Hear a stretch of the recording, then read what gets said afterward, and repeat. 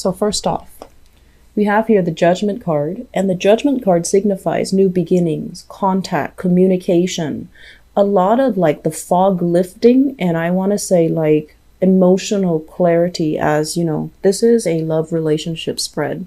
So I do feel kind of like communication coming through. We have here an earth sign. So this is the Queen of Pentacles. This showed up earlier in the previous reading. And this is a Taurus, a Virgo, or a Capricorn, sun, moon, or rising.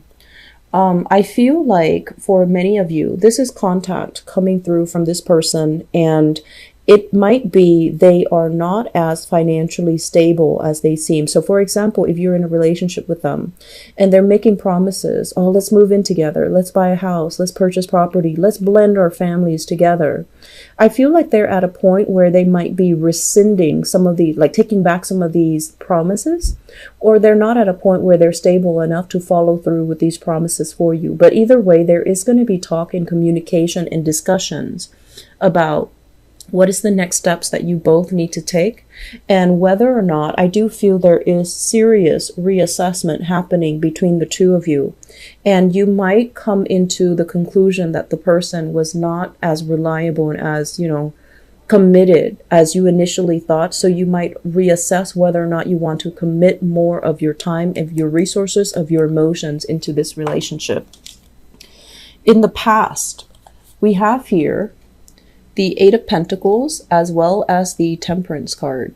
The Temperance card, this is a card about patience. This is a card about, you know, mastery, doing something very, very diligently, even though it might not, it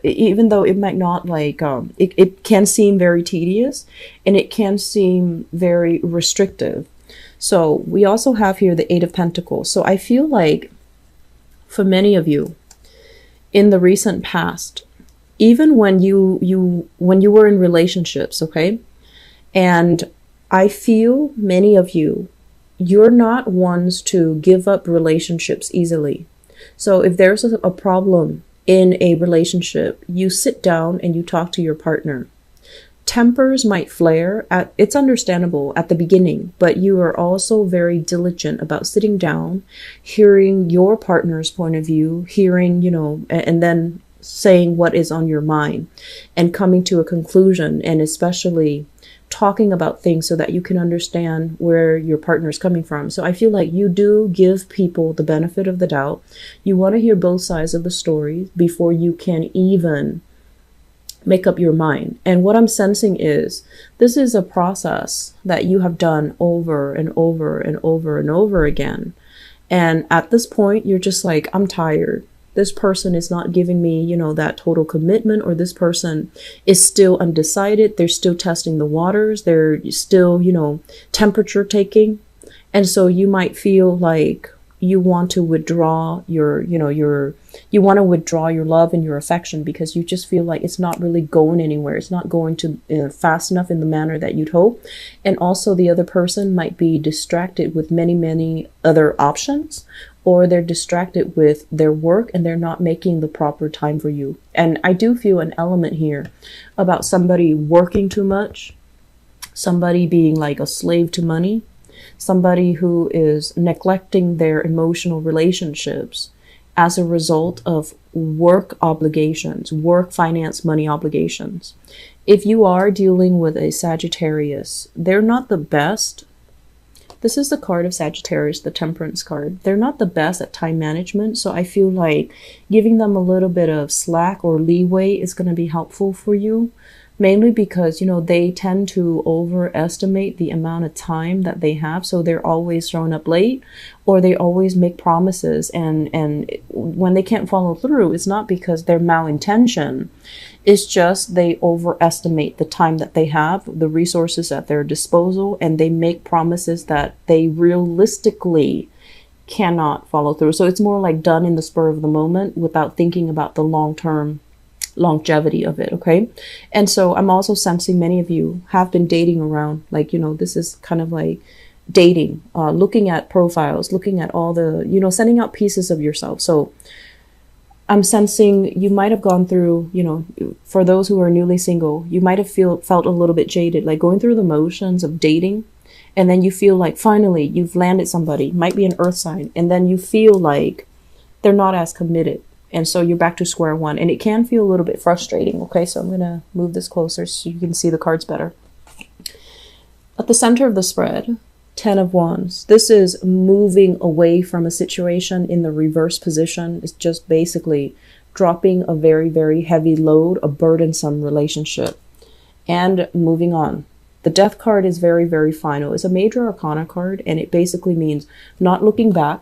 And if you are in a position where you were dealing with, especially earth sign, Taurus, Virgo, Capricorn, I do feel many of you are just like, this is too much for me. There might be some issues as well. Some of you are dealing with a partner that might have dependency issues over drinking, you know, in particular because of the Temperance card.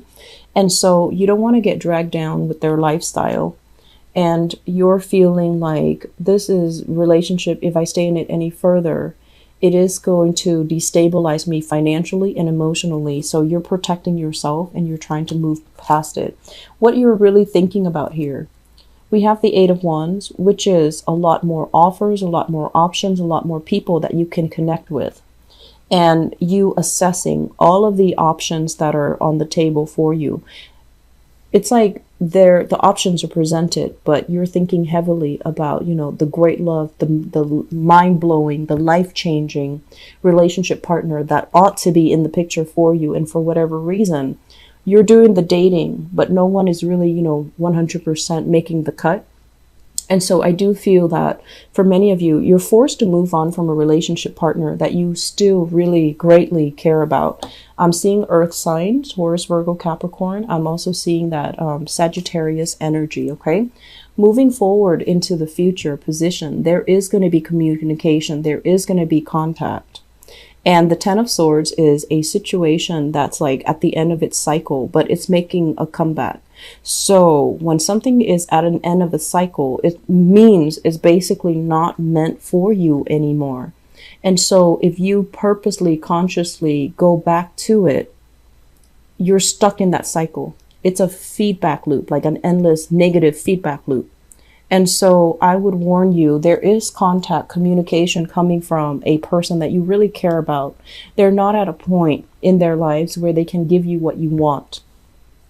And so if you re-engage with this energy, I feel like you have a very big choice here. You can re-engage if you can keep it very platonic.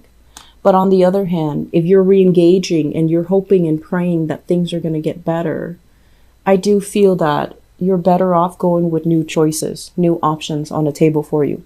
So to summarize, we have an earth sign coming back into the picture. And this is a person that is not ready to be in a relationship with you. They're not going to give you what you want. They might want to, but I feel like external circumstances are really getting in the way of them being able to give you that commitment. And so if you're initiating contact, just be aware of that. If you're hoping for other things to come into the picture, let other things come into the picture. And I'm also sensing as well, honestly, Libras, I feel like many of you are single and you're dating, and you thought dating, you know, was going to be like very, very prosperous. It's like you would think that there were plenty of fishes in the sea, right? And so you would think that the right person would be in the picture right now. And while there are a lot of options, none of them are really, you know, exceptional. But at the same time, I feel like relationships are always a two-way street. So what you get out is what you're putting in. So I feel like some of you need to not judge things too harshly or judge people too prematurely, and let them, you know, cultivate the friendship and the relationship with them. Because I feel like you might prematurely cross somebody off your list, even without giving them a second chance, or even without giving them a chance. And then you're wondering, like, why can't I have, you know, that love that I used to have with my ex? And so they're saying people are all different. So we need to, you know, approach love and relationships with a little bit more of an open mind, so that we can connect with new people, so that we can kind of allow new people to come into the picture. So I feel like you're better off waiting for new options rather than re-engaging with the past because you feel like you're not making the traction and the success in the new dating life, okay? So with the center of the spread, we have the Death card. It's urging you to move on. It's urging you, drop whatever burden has been problematic. Drop whatever relationship has been very burdensome for you because it was very destabilizing. You needed to heal from relationships right now. You need to heal from it before you can achieve a partner that is right for you.